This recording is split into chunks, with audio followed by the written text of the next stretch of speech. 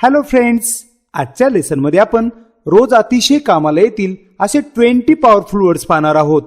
हे English words अगदी छोटे छोटे आहेत, परंतु इंग्रजी बोलण्याच्या लिहिण्याच्या दृष्टीने अतिशय महत्त्वाचे आहेत.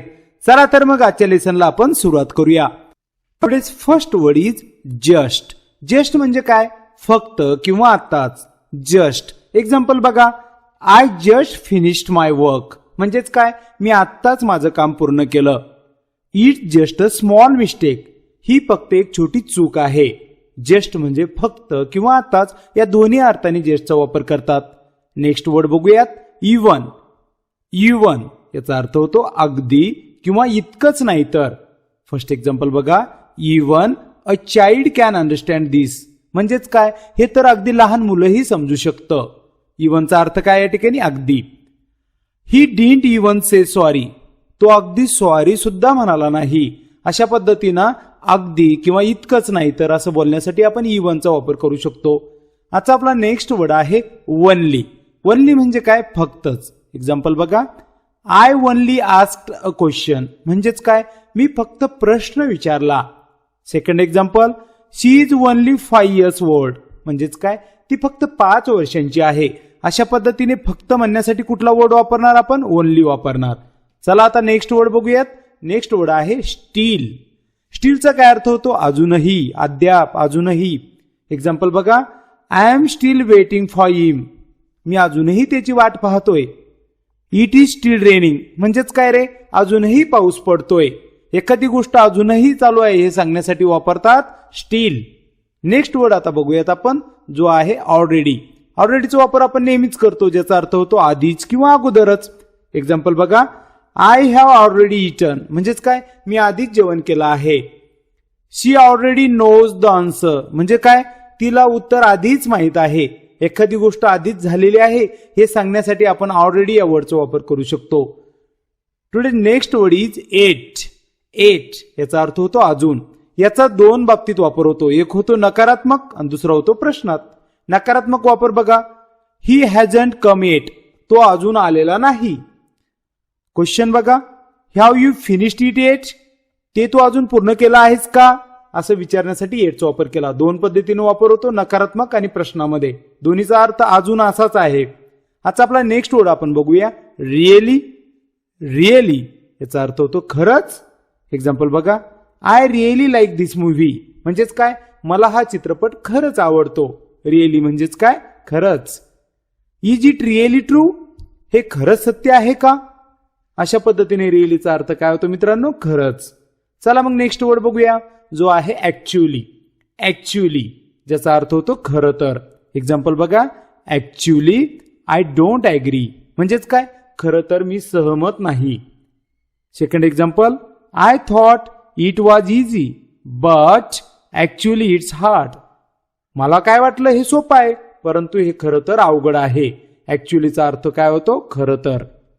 नेक्स्ट वर्ड आपण बघूया, जो आहे मे बी. मे बीचा अर्थ होतो कदाचित.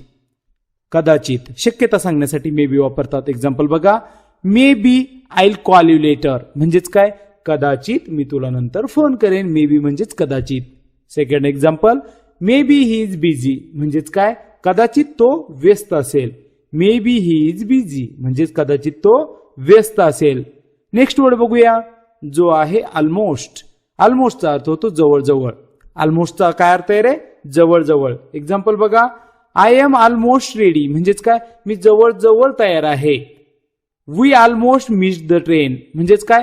आपण जवळजवळ ट्रेन चुकवली. ऑलमोस्ट म्हणजे जवळजवळ. नेक्स्ट वर्ड आपण बघूया, जो आहे so.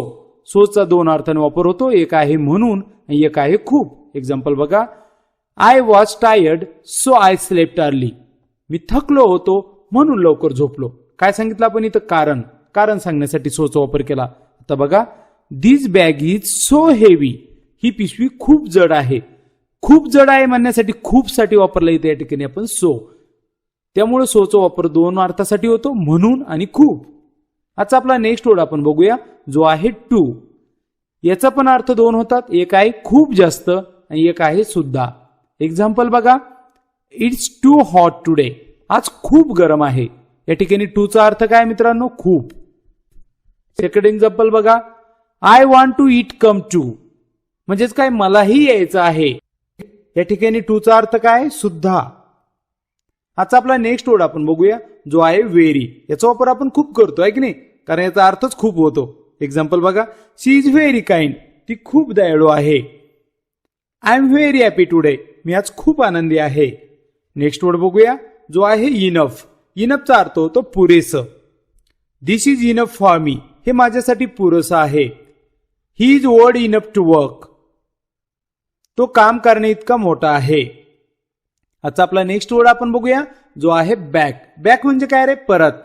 I will be back सून, मी लवकरच परत येईन. गिव्ह मी माय बुक बॅक, मला माझं पुस्तक परत दे. आजचा आपला नेक्स्ट वर्ड आपण बघूया जो आहे अवे. अवे म्हणजे काय, दूर करणे किंवा बाजूला करणे. स्टे अवे फ्रॉम डेंजर, धोक्यापासून दूर राहा. अवे म्हणजे दूर. ही थ्रीव द पेपर अवे, त्याने कागद बाजूला फेकला. अवे म्हणजे काय, बाजूला. दूर, बाजूला या दोन्ही अर्थाने आपण अवेचा वापर करू शकतो. आजचा आपला नेक्स्ट वर्ड आहे आउट. आउटचा अर्थ होतो बाहेर. Let's go out for tea, चला चहा प्यायला बाहेर जाऊया. The light are out, light बंद आहे. या ठिकाणी आउटचा अर्थ बंद या अर्थाने घेतलाय. आजचा आपला नेक्स्ट वर्ड आहे इन. इन म्हणजे काय, आत. कम इन प्लीज म्हणजे काय, कृपया आत या. He is in the room, तो खोलीमध्ये आहे. इनचा काय अर्थ होतो, आत. अपचा काय अर्थ होतो, वर किंवा वाढ, दोन्ही अर्थाने होतो. बघा, स्टँड अप प्लीज म्हणजे कृपया उभे राहा. प्राइसेस आर गोइंग अप म्हणजे किमती वाढत आहे. बघा या ठिकाणी अपचा अर्थ वाढण्याच्या दृष्टीने घेतलेला आहे सेकंड सेंटेन्स मध्ये. चला तर आपला आपण लास्ट वर्ड बघूया डाऊन.